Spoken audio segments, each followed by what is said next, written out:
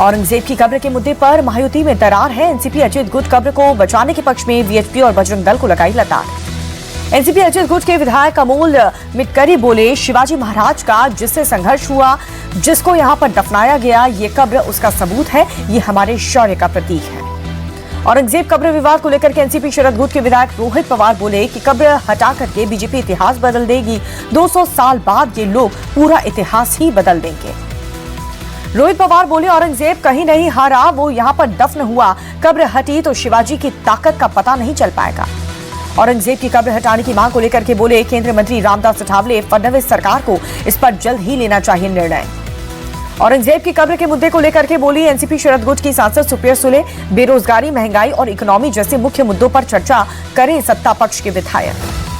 Shiv Sena UBT प्रवक्ता आनंद दुबे बोले, औरंगजेब की कब्र को लेकर के बीजेपी राजनीति करती है, कब्र को हटाने से कौन रोक रहा है। शिवसेना नेता संजय निरुपम ने वीएचपी का समर्थन किया, कहा कि भारत में औरंगजेब की कब्र का कोई मतलब नहीं, कब्र हटाने की मांग जायज। महाराष्ट्र कांग्रेस चीफ हर्षवर्धन सपकाल ने देवेंद्र फडणवीस से शासनकाल की तुलना औरंगजेब के शासनकाल से की।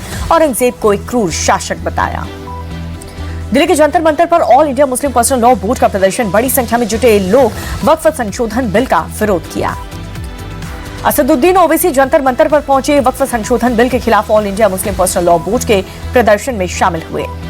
एआईएमपीएलबी के प्रदर्शन पर मौलाना महबूब मदनी बोले, सरकार अब हमारे धर्म और पर बुलडोजर चलाना चाहती है। हर लड़ाई में कुर्बानी की जरूरत होती है, हमें कुर्बानी देने के लिए तैयार रहना चाहिए। एआईएमपीएलबी के प्रदर्शन को लेकर के कांग्रेस नेता सलमान खुर्शीद का बयान, बोले कि सरकार को समझने के लिए प्रदर्शन हो रहे हैं। जेपीसी ने बात की लेकिन लोगों को समझा नहीं, सरकार हमारे जज्बात समझे। वक्फ संशोधन विधेयक पर कांग्रेस सांसद गौरव गोगोई बोले, जब जेपीसी काम कर रही थी तब भी हमने कई बार अपना विरोध जताया था। ये सरकार देश की समस्याओं को हल नहीं करना चाहती।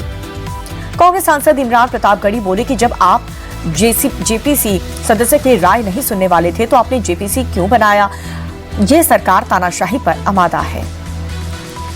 वक्फ बिल को लेकर के मुस्लिम पर्सनल लॉ बोर्ड के उपाध्यक्ष उबैदुल्ला आजमी बोले कि जैसे हमारे लिए नमाज और रोजा जरूरी है, वैसे ही हमारे लिए वक्फ की हिफाजत भी जरूरी है।